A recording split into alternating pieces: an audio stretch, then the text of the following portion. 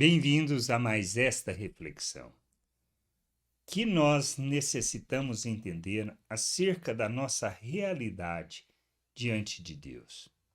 Estamos condenados, perdidos, mortos, separados de Deus. O que precisamos fazer? Entender o que Cristo veio fazer e assim nos submeter. Lá em João, no capítulo 3, 19 até o 21, diz assim: A condenação é esta: a luz veio ao mundo, mas os homens amaram mais as trevas do que a luz, porque as suas obras eram más. Pois todo aquele que pratica o mal detesta a luz e não se aproxima da luz, para que as suas obras não sejam reprovadas.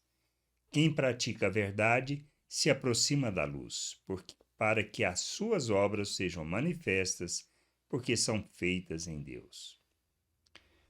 A gente precisa ter esse discernimento claro, muito claro em nossas vidas. Primeiro, que a condenação não é algo no futuro, é algo no presente. A responsabilidade é nossa, não de Deus.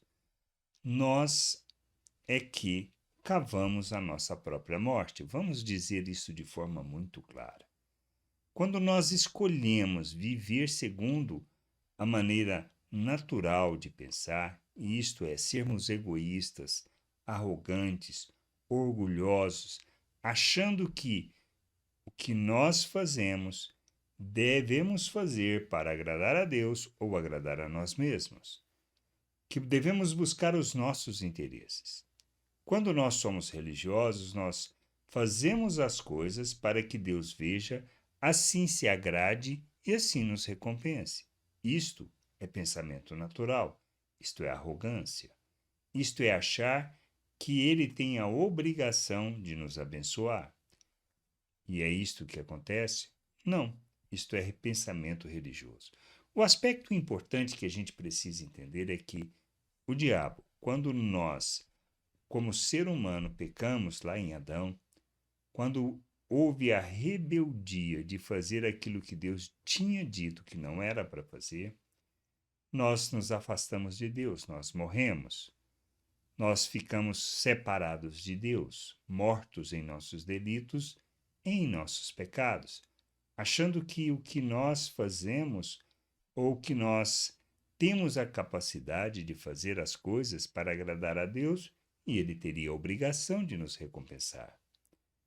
Por isso, todo pensamento religioso ele foca nisso, desde os deuses gregos ou até mesmo antes disso, que oferecemos sacrifícios, fazemos ofertas para que ele não fique irado conosco. Quando nós falamos do Deus vivo, do Deus verdadeiro, nós, na realidade, pensamos da mesma maneira. Nós achamos que se fizermos as boas obras, se fizermos as coisas que são, vamos dizer assim, aquilo que está na lei, ele irá se agradar de nós e irá nos recompensar. E isto não é verdade. Não é isto que as Escrituras afirmam. A nossa condenação justamente está neste aspecto. E o que a gente precisa entender é que se trata de uma maneira de pensar e de uma maneira de viver.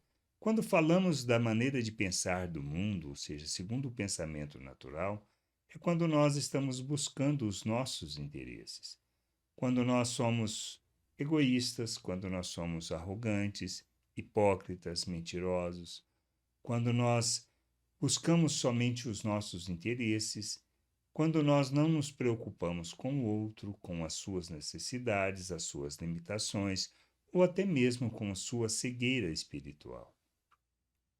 E agimos como se ele tivesse a obrigação. Nós pensamos somente em nós mesmos. Quando vivemos desta maneira, nós estamos em pecado. O que Cristo veio fazer? Ele veio para trazer luz, trazer entendimento, discernimento, para iluminar o nosso entendimento. E o que ele nos fala é que vivermos da forma natural, estamos transgredindo, estamos sendo rebeldes, estamos sendo infiéis, não estamos honrando a Deus. Qual é a vontade de Deus? Que nós vivamos como seu filho, que aprendamos a fazer oferta de nossas vidas, de maneira que a vontade de Deus se cumpra através de nós e em nós. Cristo veio para nos libertar. Ele veio para iluminar o nosso entendimento, trazer discernimento, de maneira que a gente, deixando as obras das trevas, ou seja, de viver segundo a forma natural de pensar, segundo aquilo que são os frutos da carne, que estão relacionados à ira, à hipocrisia, à mentira, ao egoísmo, ao orgulho, à arrogância, à nossa individualidade. Nada disto faz parte do plano e nem do propósito de Deus. Nós somos escravos do pecado quando nós andamos dessa maneira. E pecado, quando nós falamos, é quando nós vivemos fora daquilo que seja o plano e o querer de Deus para as nossas vidas. Ele nos planejou para sermos um ser humano pleno, mas não voltado para si mesmo, mas para que a gente aprenda a viver como Cristo. Por isso, seguindo o seu modelo, o que a gente precisa fazer? Nós precisamos negar a nós mesmos, ou seja, essa maneira de pensar natural. Devemos tomar a nossa cruz, isto é, morrer para estes desejos, para essa vontade, para essa forma de pensar. E seguir o modelo de Cristo, ou seja, sendo seus imitadores, oferecendo as nossas vidas à vontade de Deus. E isto é que ter o entendimento iluminado. Quem busca a vontade de Deus busca ter esse discernimento, essa compreensão, de maneira que, abandonando as obras das trevas, possa se revestir daquilo que seja o modelo de Cristo, o exemplo de Cristo, fazendo e praticando obras que expressam a luz, a vontade de Deus, o querer de Deus para as nossas vidas. Quem ama a luz vai em direção à luz, ou seja, de maneira que a cada caminhada, a cada passo, a gente tenha nosso entendimento iluminado e a gente abandone as obras das trevas e nos revistamos das obras que traduzem Cristo, que revelam Cristo ao mundo. Por isso nós precisamos ser seus imitadores.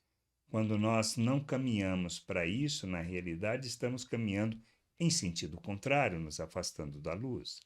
E se caminhamos na direção contrária, na realidade, esta é a nossa condenação, pois já estamos mortos, já estamos separados.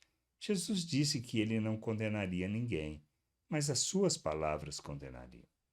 As palavras de Cristo falam de vivermos de uma maneira que agrada a Deus e não segundo a nossa maneira de pensar.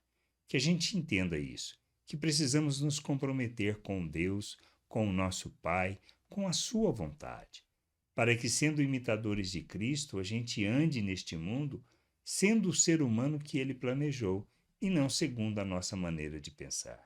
Que a gente tenha esse discernimento e que a gente busque de todo o coração conhecer e compreender por meio das Escrituras a vontade do Pai e assim sermos o instrumento de justiça e a expressão da graça neste mundo.